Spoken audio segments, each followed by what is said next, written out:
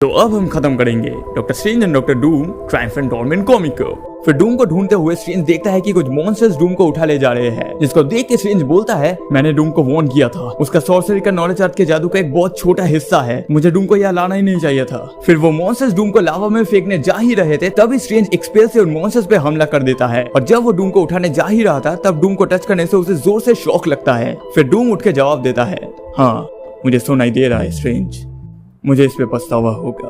फिर डूम बेहोश स्ट्रेंज को मेफिस्टो के पास ले आता है, जहाँ मेफिस्टो स्ट्रेंज को एक क्रिस्टल में कैप्चर कर लेता है और बोलता है, हेडिस में फिर से स्वागत है, तुम जिस क्रिस्टल में कैद हो उसे तुम्हारे सबसे ताकतवर स्पेल्स को रोकने के लिए बनाया गया है, इससे निकल नहीं सकते, फिर भी कोशिश कर सकते हो, तुम्हें अपना साथी और ध्यान से चुनना चाहिए। जिसके बाद स्ट्रेंज को समझ नहीं आता कि वह क्या चल रहा था। फिर वो डूम को पूछता है कि उसने मेफिस्टो के साथ क्या सौदा किया है, जिसको सुनकर मेफिस्टो हंसते हुए जवाब देता है, तुम्हें अभी भी अंदाजा नहीं लगा। फिर डूम मेफिस्टो को बोलता है, हमने सौदा किया है मेफिस्टो, जिसमें मेफिस्टो जवाब देता है, हाँ किया था, मैं इतना ईमानदार तो हो ही सकता हूँ, तुम्हारा माँ आजाद होगी उसके इंसानी शरीर के साथ। फिर मेफिस्टो राख और धूल से सिंथिया का एक ह्यूमन फिगर बनाता है। फिर वो बोलता है, ये अभी भी खोखला है, इस रोशनी के बिना उसका सोल।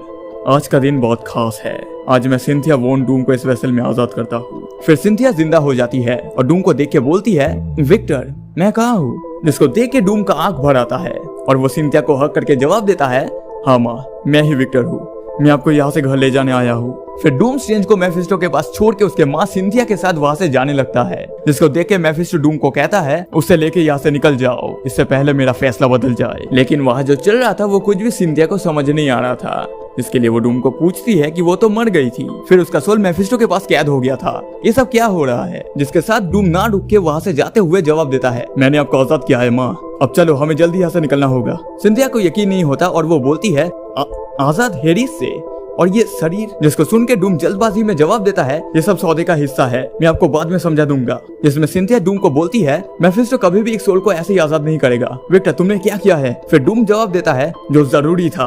उन दोनों का बात सुन के मेफिस्टो बोलता है, तुम्हारे बेटे ने अर्थ के सोर्सर सुप्रीम को धोखा दिया और उसके बदले तुम्हारे नई लाइफ का सौदा किया। और फिर डूम का धोखे वाले बात को सुन के सिंथिया डूम पे नाराज हो जाती है और बोलती है, नहीं विक्टर ऐसे धोखे का मतलब तुमने अपने सोल का भी सौदा कर दिया है। इसमें डूम जवाब देता है, अगर मेरे पास 1000 सोल्स भी होते तो आपके लिए मैं उन सबको कुर्बान कर देता, प्लीज हमें यहाँ से निकलना होगा। जिसको सुन के सिंथिया जवाब देती है, नहीं मैं इस धोखे का हिस्सा नहीं बनूंगी, मैं तुम्हारे साथ नहीं जाऊंगी, जो मेफिस्टो के साथ किसी को धोखा देगा वो कभी भी मेरा बेटा नहीं हो सकता। और ऐसे ही डूम के साथ ना जाने का फैसला करके सिंथिया फिर से राख और धूल का एक स्टैचू बन जाती है। फिर मेफिस्टो हंसते हुए बोलता है, देखो स्ट्रेंज तुम्हें ये देखना चाहिए, अब हमेशा के लिए तुम तीनों मेरे हो। जिसको सुन के स्ट्रेंज गुस्से में आके बोलता है, तुम मॉन्स्टर, अगर मेरे पास ताकत होता तो। और फिर वो क्रिस्टल अचानक टूट जाता है, जिसमें स्ट्रेंज हैरान हो जाता है और सोचता है, मेरा कोई भी स्पेल इस क्रिस्टल को तोड़ नहीं पाया, ये ताकत ये तो मेरे क्लोक के अंदर से आ रहा है। फिर स्ट्रेंज देखता है कि वह एक डिवाइस है, तब स्ट्रेंज को समझ आता है कि यह पूरा धोखा डूम का प्लान था। और स्ट्रेंज फ्री होने के बाद वो और डूम मेफिस्टो के ऊपर एक साथ हमला कर देते हैं, जिसमें मेफिस्टो गुस्से में बोलता है, तो क्या तुम मॉडल्स को पता भी है कि तुम प्रिंस ऑफ डिसेप्शन को धोखा देने की कोशिश कर रहे हो। जिसको सुन के डूम जवाब देता है,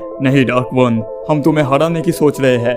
फिर मेफिस्टो उन दोनों का अटैक रोकते हुए जवाब देता है, बेवकूफ, मेफिस्टो का बुराई का कोई अंत नहीं। जिसमें स्ट्रेंज जवाब देता है, हो सकता है ये सच है डीमन। फिर डूम बोलता है, बुराई को रोका जा सकता है, बुराई को ओवरकम किया जा सकता है। फिर उन दोनों का अटैक सहते हुए मेफिस्टो जवाब देता है, क्या तुम्हें सच में लगता है कि तुम मुझे हरा सकते हो, मैं तुम लोगों से परे हूँ, मैं कई भगवानों से भी लड़ा हूँ। जिसके साथ स्ट्रेंज एक और स्पेल कास्ट करते हुए जवाब देता है, पर मॉर्टल्स भी चमत्कार कर सकते हैं। फिर मेफिस्टो डूम को कहता है, तुमने मुझे निराश किया है डूम, सोर्सर का साथ दे रहे हो और तुम्हें स्ट्रेंज जैसे लोग तुम्हारे खिलाफ है। जिसके साथ डूम हमला करते हुए जवाब देता है, हम अर्थ में नहीं है मॉन्स्टर, यहाँ हम दोनों का दुश्मन सिर्फ तुम हो। जिसके साथ स्ट्रेंज भी एक स्पेल कास्ट करते हुए बोलता है, सही कहा। जिसमें मेफिस्टो जवाब देता है, तुम लोगों के पास जो ताकत है मेरे लिए ये तो कुछ भी नहीं है, तुम दोनों का मेहनत उतना भी बुरा नहीं है, बहुत मजेदार है।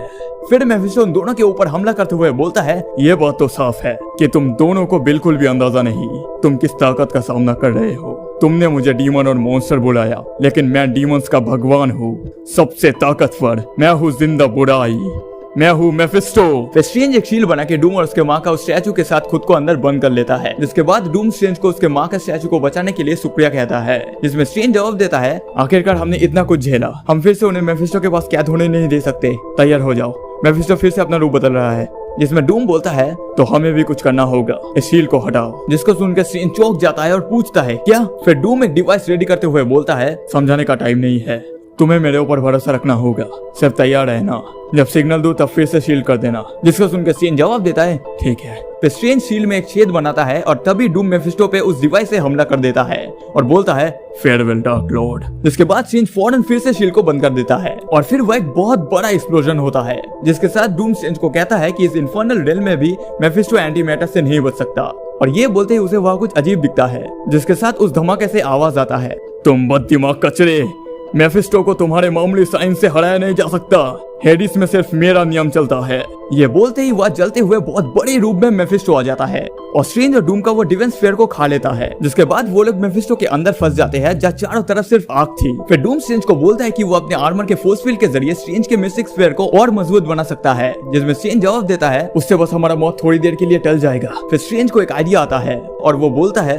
कि वो लोग शील्ड को हटा के इससे बच सकते हैं। जिसको सुन के डूम जवाब देता है क्या तुम पागल हो गए हो, हमारे पास ऐसा कोई वेपन नहीं जिससे डार्क वन पर असर हो। जिसमें स्ट्रेंज जवाब देता है शायद हमारे पास है, यकीन करो। और फिर स्ट्रेंज एक स्पेल कास्ट करता है जिससे सिंथिया का सोल उस स्टैचू से आजाद हो जाता है। जिसको देख के डूम चौंक के बोलता है स्ट्रेंज नहीं, ये तुमने क्या कर दिया। और फिर सिंथिया के स्टैचू से बहुत ज्यादा लाइट आना शुरू हो जाता है, जिसके बाद वो लाइट मेफिस्टो के सर में से निकलने लगता है, जिसमें मेफिस्टो चीखने लगता है नहीं ये ऐसे खत्म नहीं हो सकता, मैं उस लाइट की प्योरिटी को रोक नहीं सकता।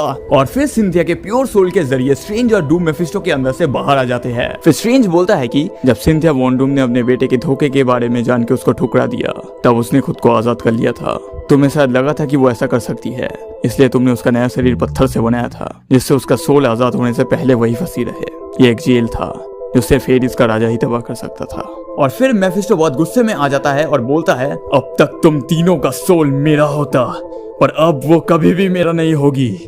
ये बोल के मेफिस्टो गुस्से में उन दोनों को श्राप देते हुए उन पे हमला कर देता है, जिसके साथ स्ट्रेंज और डूम उस अटैक को एक साथ शील्डिंग स्पेल से रोकते हैं। और स्ट्रेंज जवाब देता है तुम हमें श्राप नहीं दे सकते मॉन्स्टर, तुम सिर्फ हमें मार सकते हो। उसके साथ डूम बोलता है अगर तुमने हमें श्राप दे भी दिया तो तुम हमारे सोल्स को भी खो दोगे। जिसको सुन के मेफिस्टो और गुस्से में आके उन पे हमला करते हुए बोलता है मॉर्टल्स दफा हो जाओ। जिसके साथ स्ट्रेंज और डूम वहां से निकल जाते हैं और वापस अर्थ में आके लैंड करते हैं, जहाँ बोरिस एक लैंटर्न के साथ उन दोनों को देख के बोलता है मास्टर डॉक्टर स्ट्रेंज अब दोनों जिंदा लौट आए, ये वाकई चमत्कार है। फिर स्ट्रेंज उसे जवाब देता है तुम शायद सही हो बोरिस। जिसके बाद स्ट्रेंज डूम को उठने में मदद करने जाता है, तभी डूम उसे कहता है हट जाओ डॉक्टर। जिसे सुन के स्ट्रेंज बोलता है पर मैं तो। जिसके ऊपर से डूम जवाब देता है अब मुझे तुम्हारी मदद की कोई जरूरत नहीं। फिर डूम उठ के बोरिस को बोलता है हमारे मेहमान का हर जरूरत पूरा करके उसको वापस अमेरिका लौटने का ट्रांसपोर्टेशन अरेंज करो, मैं अकेला रहना चाहता हूँ। जिसमें स्ट्रेंज बोलता है बेवकूफ मत बना डूम, तुम्हें मेरी जरूरत। जिसके ऊपर से डूम बोलता है मुझे किसी की भी जरूरत नहीं, मैं जो चाहता था मुझे वो मिल गया है, मेरी माँ का आत्मा अब आजाद है। जिसमें स्ट्रेंज जवाब देता है हाँ पर उनके लिए, या तुमने जानबूझ के वो कुर्बानी दिया डूम। जिस बात में डूम कोई जवाब ना देके वहां से चला जाता है। फिर स्ट्रेंज बोरिस को कहता है वो मेफिस्टो के साथ मुझे धोखा दे सकता था, पर उसके एक्शंस के जरिए उसने उसके माँ को आजाद होने का अपना रास्ता दिखाया, वो खुद के खेल में खुद ही राक्षस बन गया। क्या ये सब उसका प्लान था? जिसमें बोरिस जवाब देता है हो सकता है, मुझे ये मालूम होना चाहिए था कि बस उनके माँ को आजाद करने के साथ मास्टर कुछ और भी चाहेंगे बिना किसी रहम के। जैसे कि आपने कहा उन पे आपका कोई एहसान नहीं और उनके माँ का आत्मा भी अब आजाद है, उनके जीत के सपने जारी रहेंगे और फिलहाल उनका आत्मा सिर्फ और सिर्फ उनका है। और ऐसे ही ये कहानी चलती रहती है। ये बोल के एज गैंगेस पूरा कहानी सुना के खत्म करता है। फिर वो बोलता है लंबे समय से दर्द में उलझते आत्मा की आजादी के साथ डूम अपनी जीत और दर्द ट्रायम्फ और टॉर्मेंट के साथ अपने आप ही जीता रहता है। इस पूरे कहानी को सुनकर उसका सर्वेंट उसको बोलता है कि उसे कुछ भी समझ नहीं आया। जिसमें गैंगेस जवाब देता है शायद तुम इसके लिए बने ही नहीं हो, नहीं तो असली समझ तो एक पल में ही आ जाती है, पर हो सकता है कई सालों का मेहनत और कड़ी पढ़ाई से तुम इसे समझ पाओ, शायद आने वाले 100 सालों में। जिसको सुन के वो सर्वेंट उसमें सहमत होता है। फिर गैंगेस उसे बोलता है अभी के लिए मैं कुछ खाऊंगा, मुझे भूख लगी है।